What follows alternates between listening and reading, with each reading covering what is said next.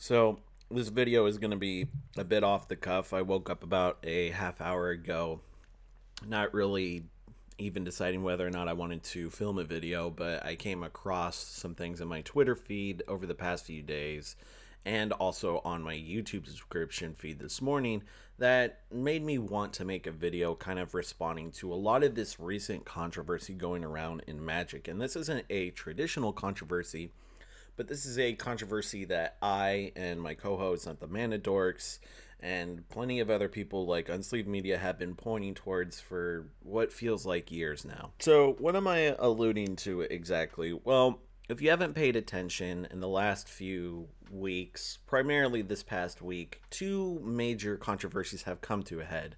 The first one being this Guilds of Ravnica Mythic Edition booster box, and also the second thing is GP New Jersey. The first thing that we're going to go over is this Guilds of Ravnica Mythic Edition box. And before I even get into that, this is something that I probably would normally talk about on Amanda Dork's cast, but I haven't filmed an episode of that in so long, and I've just been really lagging behind, and I want to make this next episode about us talking about the set. So I'm just going to kind of forego these issues in the form of the podcast and just talk to you one-on-one, because we haven't had a one-on-one video in quite some time, unless it's like some random ass update video. But getting back to the matter at hand, the Guilds of Ravnica Mythic Edition, for those of you that don't know, is the successor to the or the Ravnica Allegiance Mythic Edition, I should say, is the successor to the Guilds of Ravnica Masters Edition, Mythic Edition, whatever. It's all the same fucking shit. It's a $240 box, $300 box, whatever. It's an ungodly amount of money for standard booster packs, but 8 of them are seeded with these full art planeswalkers. The first time it was released, it was a big success, and everyone was like, oh, this is awesome, all these planeswalkers, you know, you get your Teferis and your Lilianas and all that other horse shit. And, you know, good and well, if people want to pay an extremely high premium for a product like that, I can't really do anything about it. I can't stop them. However, one of the biggest issues with it was the Hasbro Toy Shop. And everyone knows that if you're trying to buy something through the Hasbro Toy Shop, you're going to have a bad fucking time. So with the Ravnica Allegiance Mythic Edition box, they decided that they're going to throw it up on eBay. And in doing so, you know, obviously the process is going to be more streamlined, but as the set was being sold, people noticed that Hasbro or Wizards of the Coast, whoever it was that was running that eBay account that was selling the items, were fudging the numbers sold in order to have better optics for those that are like, you know, deciding whether or not they want to buy, and then they see like, oh, half the inventory is gone immediately, I have to buy this now before it all runs out, when in all reality it's just a ruse. It's all marketing tactics deployed by Wizards of the Coast or Hasbro in order to, you know, make customers want to actually buy the product. Well, that kind of backfired on them because people were becoming keen on the fact, and then Wizards of the Coast took down the listing and then they threw it back up. And in doing so, they kind of shot that product right in the head as right there, because Alpha Investments made this video over the past weekend. As he was analyzing the sold listings, they have gone down significantly as a result. So people are starting to come around to this. Not only are the people who wanted the product already got it, but the people who don't have the patience to deal with this corporate bullshit just would rather not deal with it. So as a result, Wizards of the Coast is kind of in a bind with this item, and it's more or less a symptom of how Wizards of the Coast likes to handle things. The first time that something is released and it's a success, they will continue running forward with this into the ground, not really realizing what made that item a success in the first place. And this is Wizards of the Coast mantra for the past, I don't know, forever. If you look at any product that they've ever had in the past, whether they be the precursor to Challenger decks, I can't remember, event decks, yeah. The first ones were successful, and they had that random Stoneforge Mystic one, and then they just completely botched it afterwards. And then you look at the Masters sets, the first one was fantastic, and then Modern Masters 2015 came out, and that was a fucking disaster. I mean, obviously it got better over time, but if you know the story of the Master sets, you know that over time, they just kind of turned into a huge pile of fucking shit. And that's how Wizards of the Coast likes to handle things. They like to see something successful and then drive it into the ground because I don't know, they don't have foresight. And the reason why I'm bringing up this whole Mythic Edition thing is because it directly correlates with my second point here. And my second point is this GP New Jersey over the past weekend and the lack of video coverage. And it's not the lack of video coverage that bothers me, because I personally don't give a shit about coverage. The only time I watch coverage is like maybe during the finals of a pro tour or the world championships. I could give a fuck less about it, but that's not the point. The point is that there was a lack of coverage, and people were really up in arms about it this weekend, like more than I've ever seen. Maybe because, I don't know, maybe this wasn't the first weekend in a long time where we haven't had traditional Magic the Gathering coverage like we were used to, or if people are finally starting to come around to the fact that Wizards of the Coast is a corporation and they make moves that are within their best financial interest. Because, I mean, let's be real here. Don't you think that it's kind of a weird coincidence that not only would Wizards of the Coast fudge the numbers of listings sold for the Mythic Edition of Guilds of Ravnica on the exact same weekend in which CFB Events has posted a sign saying that GP New Jersey is sold out. That same GP that does not have any coverage is also sold out. Do you not think that both of these moves were meant to drive optics, you know, in the best interest of public perception? Because they both very much are. Count to me, or I can't count on one hand how many times a GP has sold out in the past, I don't know, year, 2 years. It's not common news, because whenever something like that happens, it becomes news, and GPs just do not sell out. Now, granted, this may be in a vacuum, and this situation entirely may have actually sold out due to the powers that be in this specific situation, but I'd have to see like the hall size, I'd have to see the attendance numbers for previous GPs, I'd have to see the attendance numbers for previous GP New Jerseys before I even consider this event a success. And it's not just that like bothers me, it's again, the public perception that bothers me. Particularly specific figures in the Magic the Gathering community are celebratory, and in turn they mock other YouTubers like Unsleeved Media, who have been chanting that Magic the Gathering has been in its death throes for quite some time, and they're like, oh, obviously Magic's not dying, look at this GP, it fucking sold out, when not paying attention. Within the previous 24 hours, they also pointed out, hey, this eBay listing thing is also fudged as well. Like, I don't understand if people are just being willfully ignorant or if they're just fucking stupid. I'm getting a bit rambly here, and I don't really have a direction for this video, but let's get back on track. Let's not mince words here. GPs have been well on their way out the door, at least how we recognize them. Let's go over the facts here. So GP costs are way more than what they used to be in terms of the consumer, because now you have to pay upwards to 70, 80, 100, even more just to get into the event. You don't get your playmat anymore, or because I remember I went to GP Seattle 2015, I went to GP Portland 2015, I went to GP Portland 2016, forgive me. I went to GP Portland 2017, and then I went to GP Portland 2018 this past couple months ago. And I've just been watching over time the amenities for those consumers who buy into the events have been getting less and less. And not just in terms of getting your free playmat and your dice and shit, but just the customer experience in general has gone downhill. So not only are you not getting any more free memorabilia with your shit besides, you know, your generic ass Stoneforge Mystic or Mutavault or that new full art lightning bolt. Woo, this made my $100 totally worth it. Fucking, not only do you not get that anymore, but artists who have normally been going to these events for a very long time and have been a draw for people like you and me to go to these events are now being treated like vendors, and in turn vendors rates have gone up exponentially and will probably continue to go up. And those same artists are now treated on the same level as cosplayers, not as a knock on cosplayers, you know, you do you, your hustle is your hustle, But Wizards of the Coast has now, in their eyes, perceived artists and cosplayers to be on the same level of attraction and bringing in eyes and people to hang out at the events because, let's be honest here, cosplayers have been on the rise for quite some time. And to top it all off, GPs are now not referred to as GPs anymore, but mAgIc Fests that also happen to contain a GP inside of them.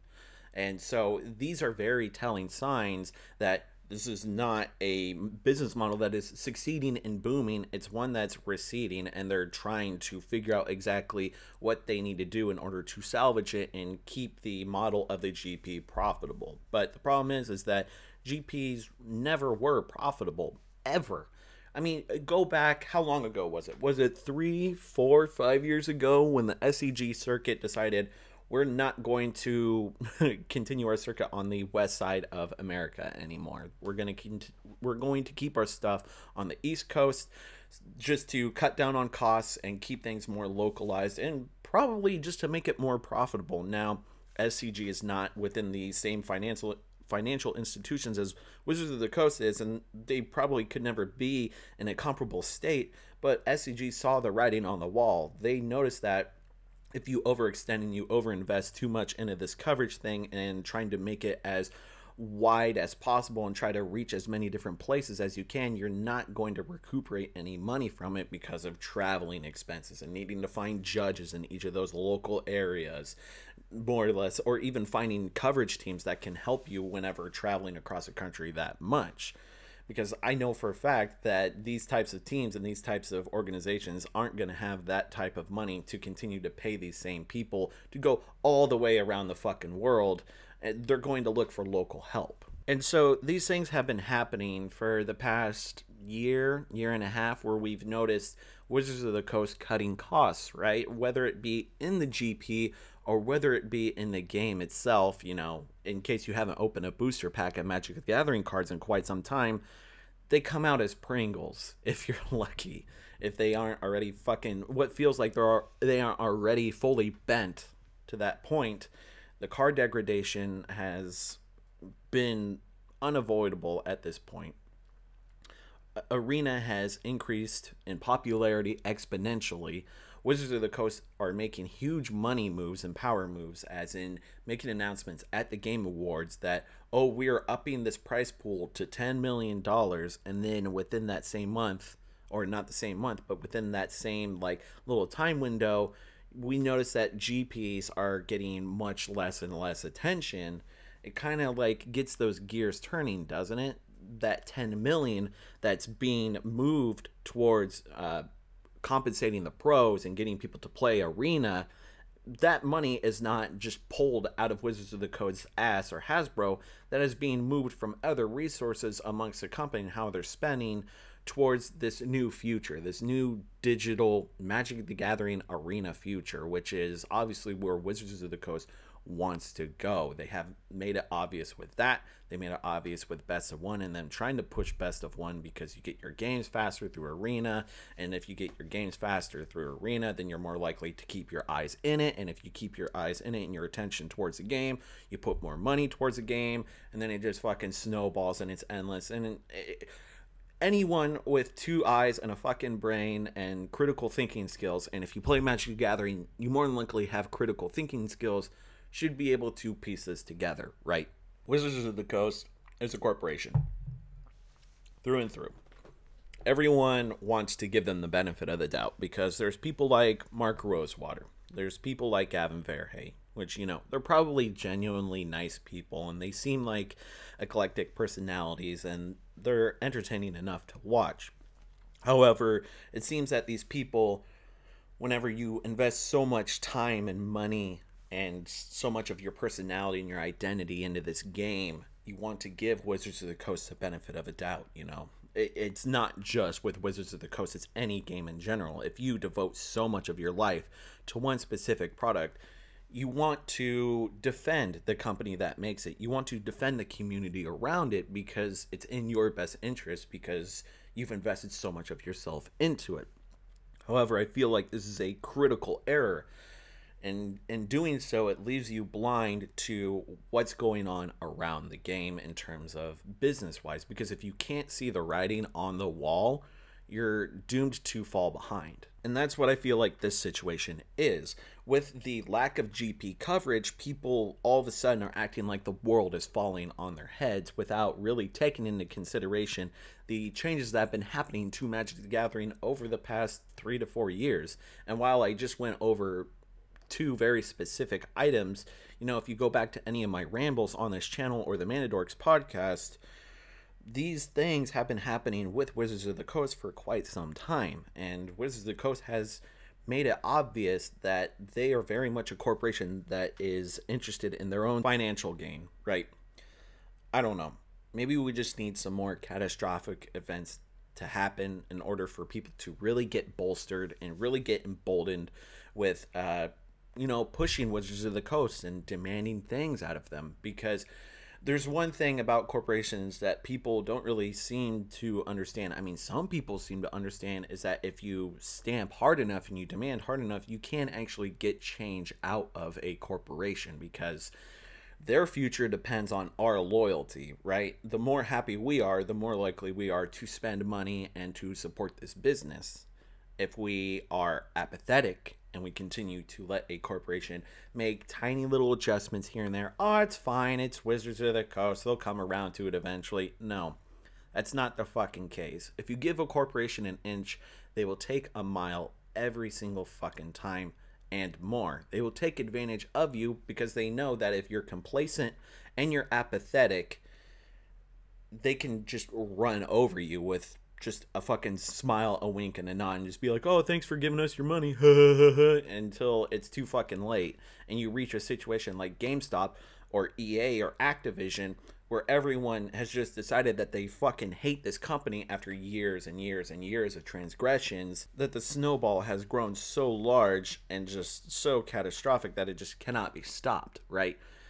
If we continue to be quiet about Wizards of the Coast like we have been for quite some time, unless you're like Desolator Magic or MTG Lion or Unsleeved Media, if we don't start acting more like those people and being more vocal about our concerns and our criticisms, then Wizards of the Coast is going to continue walking all over us. And I feel like we've almost reached the point of no return. So this is kind of like a twilight kind of period where it's really important that if you have any sort of ire with Wizards of the Coast, if you need something to change, if you want to see more coverage, if you don't want to see Wizards of the Coast be this greedy, this petulant, then you have to speak up. You know, you have to put your foot down. You can't just be mad for a weekend and then look at previews for the next upcoming set, get hyped about that upcoming set, see like the prices of like the new Mythic edition or the prices for this, and then just be like, oh, whatever, I can't afford it, or this can only be afforded by certain people, and that's okay because, you know, Magic the Gathering isn't a game for everyone and every product isn't for every person. Because that's just a load of horse shit, and you know it's a load of horse shit as it fucking comes spewing out of your mouth, especially at this point. I really hope that it's clear, and I really hope that me being as repetitive as I have been in this video has helped me make these people understand, or you, or whoever, understand that, again, Wizards of the Coast is a corporation. They are not your friend, right? I don't know. Maybe it's just me. Anyways, let me know what you think in the comment section down below. Whatever. As always, my name is Tasty Snackies. You all have been wonderful, and I'll catch you on the flip side.